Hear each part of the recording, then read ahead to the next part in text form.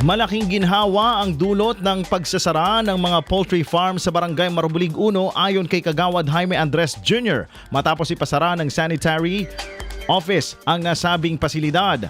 Sa panayam ng IFM News Team kay Barangay Kagawad Jaime Andres Jr. nagsimula ng ipasara ang poultry farm sa Purok 4 ay wala nang natatanggap na reklamo ang mga residente tungkol sa pagdami ng langaw.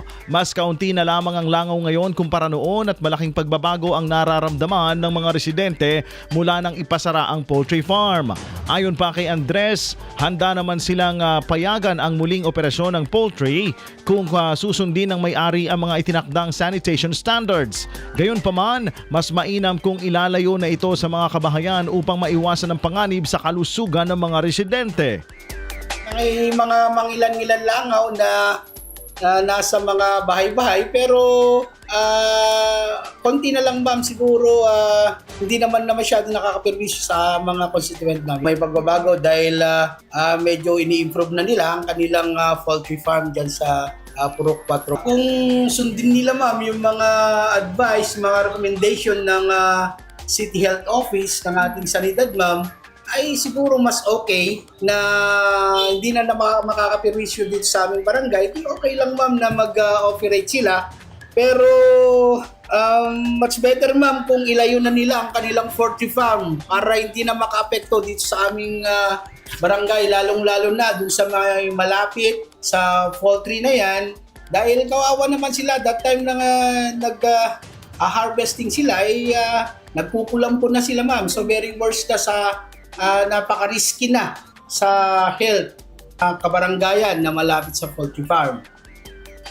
Nananawagan din si Andres sa may-ari ng poultry farm na maging responsable sa pamamahala ng kanilang negosyo upang hindi na muling magdulot ng abala at panganib sa mga residente ng lugar.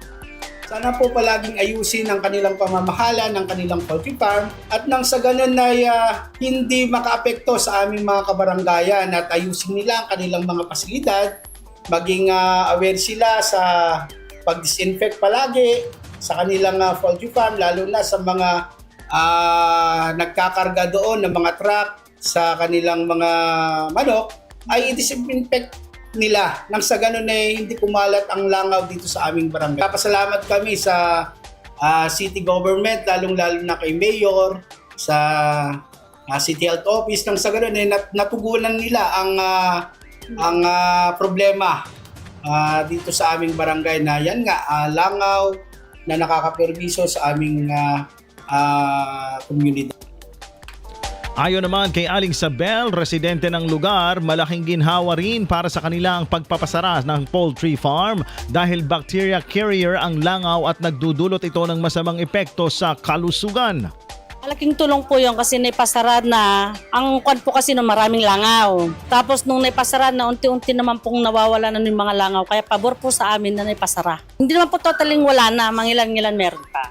Sa LGU po, maraming salamat bilang taga Marabulig. Thank you po kasi pagbigyan ng mga hiling ng taga Marabulig na ipasara or ipatigil muna ang operation ng sa farm. Marami pong epekto kung patuloy po na maraming langaw. Marami pong magkakasakit na bata, hindi lang po mga bata, mga matatanda. Kasi ang langaw po, alam po natin naman yan na maraming carrier na bakterya yan. IFM News.